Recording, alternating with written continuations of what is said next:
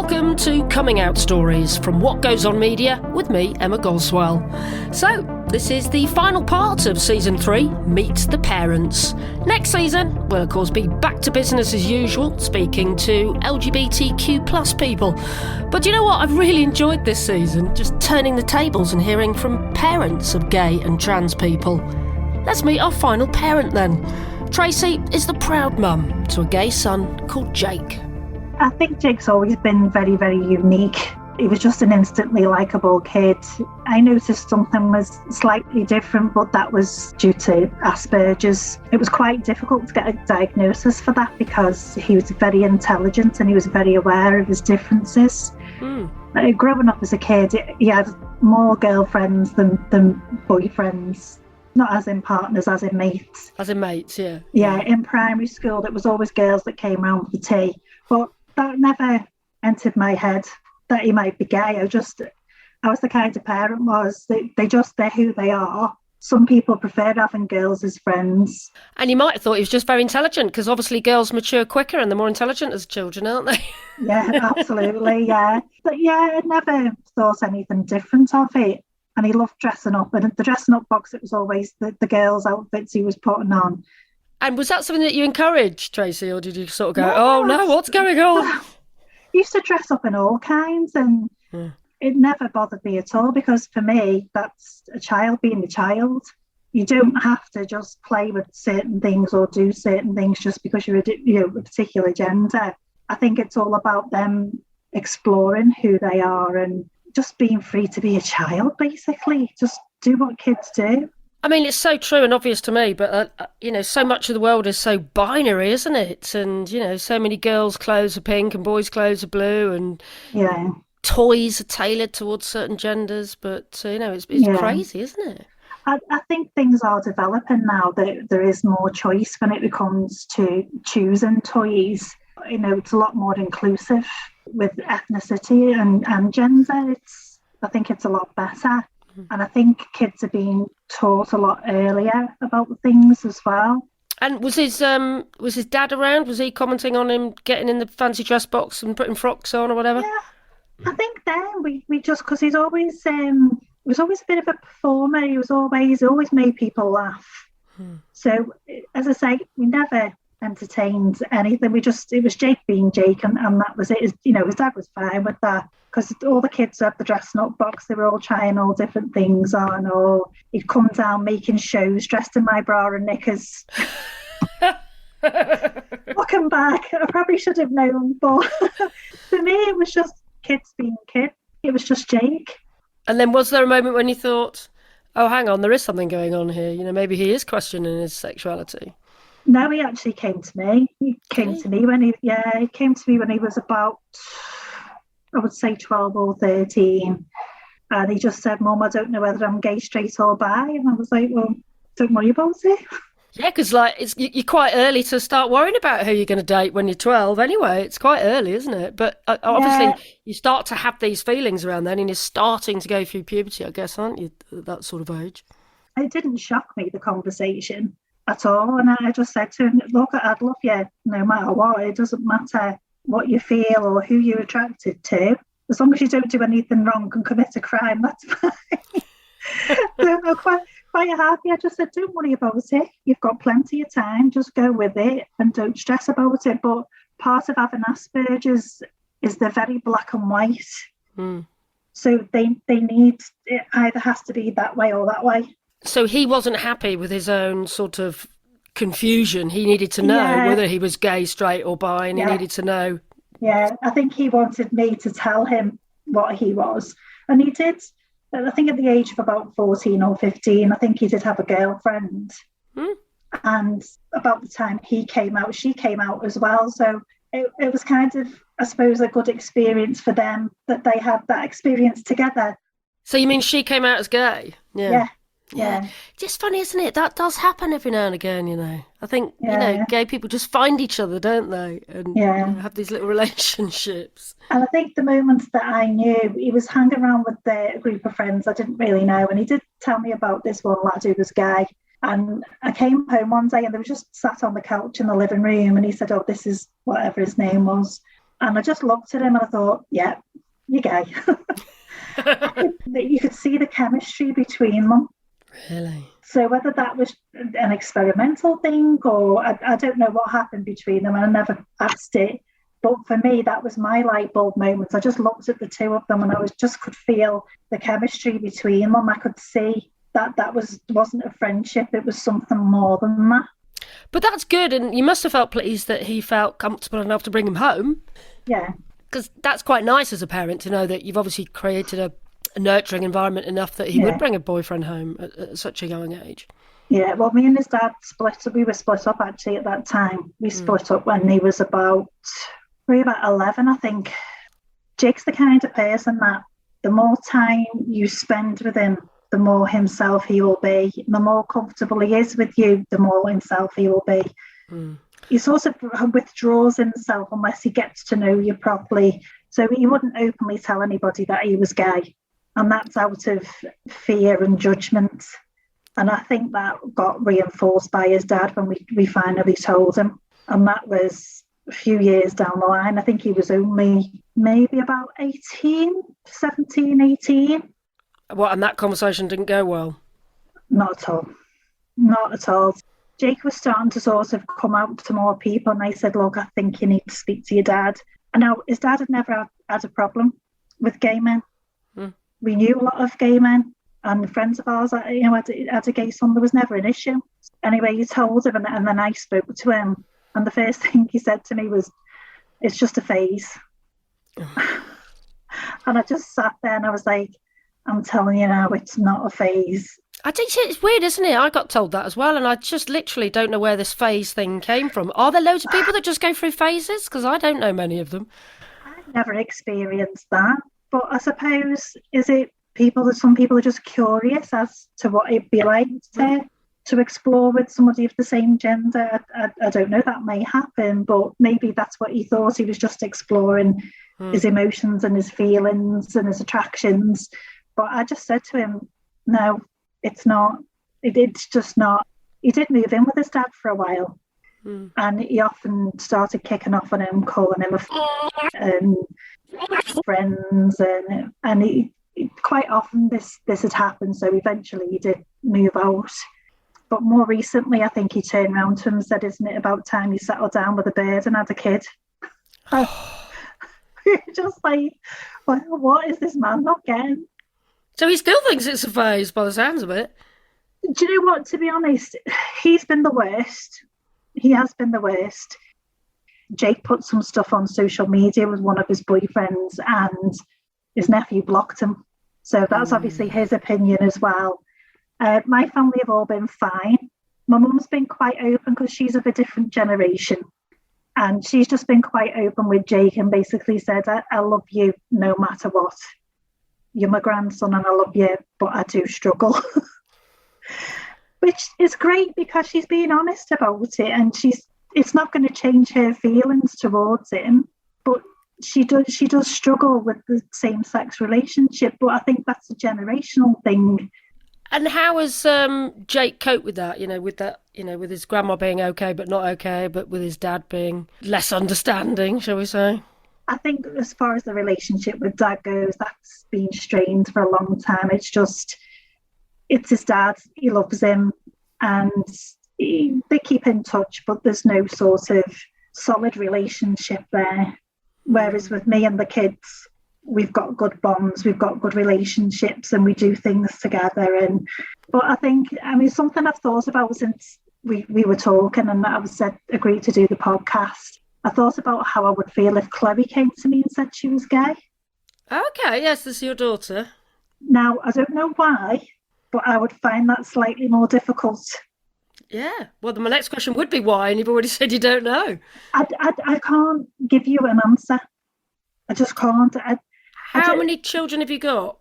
2. So 2 out of 2, is that the issue? Do you think 100% of having homosexual children would be too much?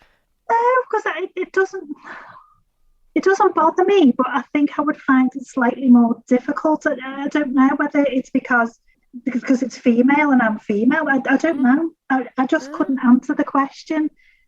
I wouldn't say it would bother me, but I think I would find it slightly more difficult to get my head round, I think. I don't know. I really don't know. Or whether it might be like a jealousy thing, another woman taking my daughter away from me. It's funny, isn't it? Because you're obviously, you're all for equality and you love your children no matter what. So absolutely. It's not that you're homophobic. So there's something going on there, isn't there? Yeah. It's just weird. I was thinking about it and I thought, because I remember having a conversation a few years ago and she did come home and said, "Oh, I think I'm bi, Mum." And Jake was there. And we were sat on the couch and I was like, "Oh, God." And Jake was like, "Chloe, do you like a minge?" And she went, "Ee." So, "Well, you're not gay then, are you?" Oh, what a great conversation to be listening to amongst your children. I just walked upstairs and went, "Why? Why me? Why is this happening to me?" Well, I tell you what, do go back and listen to a couple of our previous podcasts, because we've got two mothers who have two gay children. They've got a gay son and a gay daughter. So that's two of the previous podcasts. It's something that I want to explore. As I say, I wouldn't have a problem with it at all, because she's my baby and that's it. But I think I would feel slightly more uncomfortable with it. Maybe that's because it's a gender thing, because we're all female. I don't know. I just don't know. Well, you're being honest, which is good, and it's something to explore. And it's something you might have to explore then if she's already hinted that she might be bisexual. You might have to go there, mightn't you, and support both of them. So, but what does she think of her brother being gay? What was the reaction there? She's fine. She's a brilliant kid. It's just a brother. That's who he is. She's very protective. And if there's any protective of anybody with a learning difficulty and protective over anybody who's gay. So if she's near any animosity towards any of those groups, any person, she wouldn't see any person in trouble. She'd protect anyone. But particularly with those groups, she will just be straight there and say, "Back off." She's very, very, very protective. Quite right. And how's Jake getting on then? So you mentioned a few boyfriends. Is he? Well, he's still quite young though, isn't he? So he's not settled down or married yet, is he? No, we've had a few boyfriends. We had this conversation the other night actually, because he's got a type. He likes to go for quite flamboyant men, even though he's completely the opposite end. He's like a typical sort of North Face teenager. I've never heard that expression before, a North Face teenager, but I can imagine what you mean, yes. Yeah, so it's literally like the North Face black hoodies and the trackies, and he just goes for really flamboyant characters. But I think the difficulty for him is the learning difficulty on top of that as well, because I think emotionally he struggles with relationships. I think that's why he doesn't hold relationships down. Maybe. I mean, he's still young though, isn't he? So there's still plenty of time for him. I think he's happy just playing the field, to be honest. Yeah. If you're a 21-year-old gay man, you've got to go out there and live your life, haven't you? Yeah, but it's quite funny because we were talking about the stereotypes, and he really struggles to get into gay bars because of the way that he looks. Because he looks like your average Scouse teenager. He doesn't look like, a gay man. He's not, it goes back to the stereotypes though again, doesn't it? If you're not camp, if you're not a particular looking way, then you've got to stop from going in a gay bar. So, "Listen, mate, this bar's not for you." You went, "Listen, mate, a bath for the other team." I can totally imagine it. He said, "What do I need, Mum? An ID that says I'm gay on it?" Yeah, he needs his gay stripes, doesn't he, on his jacket? So it just proves that it's not just straight people stereotyping gay people are stereotyping. Yeah, that's a gay bar doing it. And they might have straight door stuff, but I mean, the whole thing is ludicrous, but it happens all over the world, that. No, absolutely.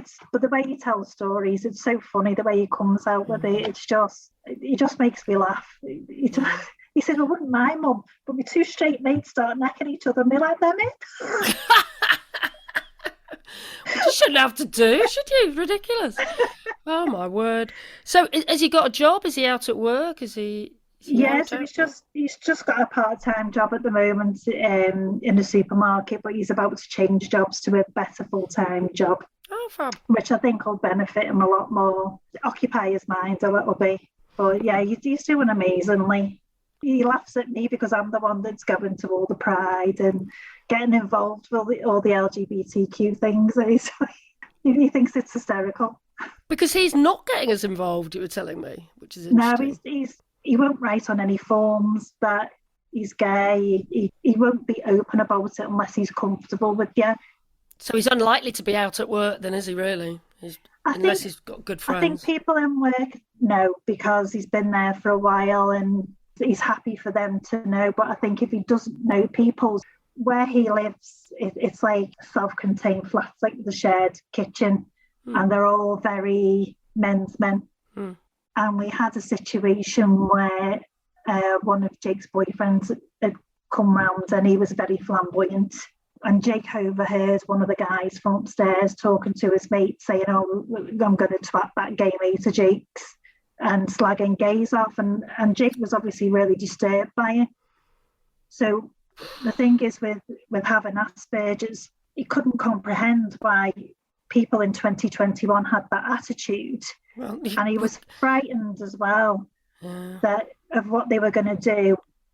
And I think that's one of the reasons why he won't come out, because he's scared. And he doesn't like to be affectionate in public either because he's terrified. That's terrible, isn't it? That's really, really sad. And do you think he had bullying at school as well? Do you think that sort of added to it? Do you think there was any of that going on? Because he was he's a really popular kid. He was funny and everyone liked him. He had loads of friends. I don't think he had any major issues. I mean, normal kids falling out and winding each other up. It's always going to happen.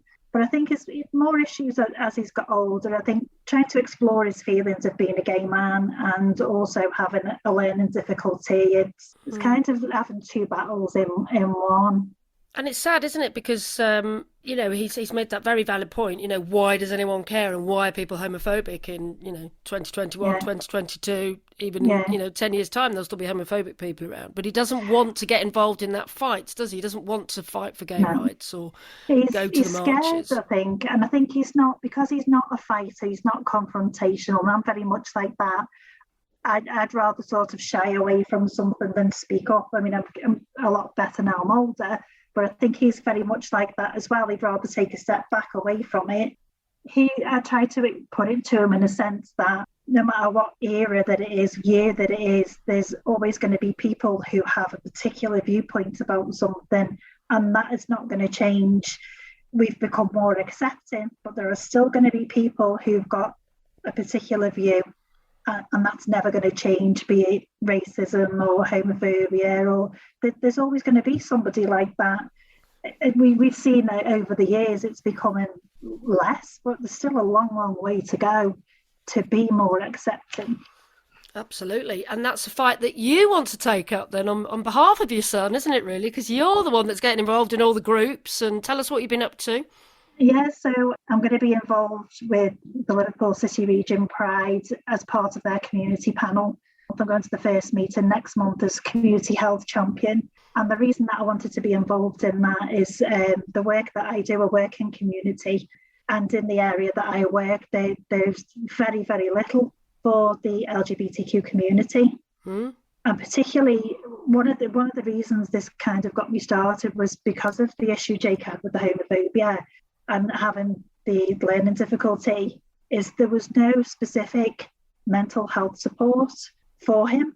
So there was nobody that could counsel him or could speak to him that would understand what it was like to be a gay man, but also to have a learning difficulty. So that kind of got me thinking was we need to know what's out there. So rather than just look at a particular area, looking at a city region area, if we can get in to see what groups are available in different areas, have a look at need. And I'm going to be working with LCR Pride as well, that may be looking at getting some questionnaires out in our area.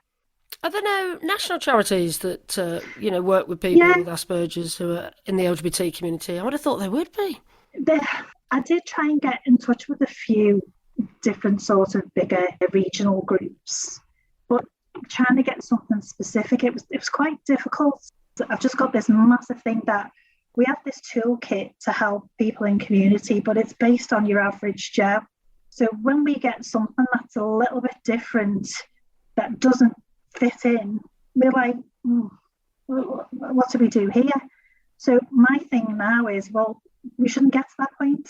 So we should already have stuff in the box ready for when we get to that point, not looking at that person saying, well, I've got all this stuff, but it's not suitable for you. So we had this when we were dealing with refugees and asylum seekers that don't speak our language. You sat there and you're thinking, oh, what do I do? Where do I send them? So that this is all that's kind of got me really passionate about lesser supported groups, and I won't use the word minority because I hate it. Oh, right, okay.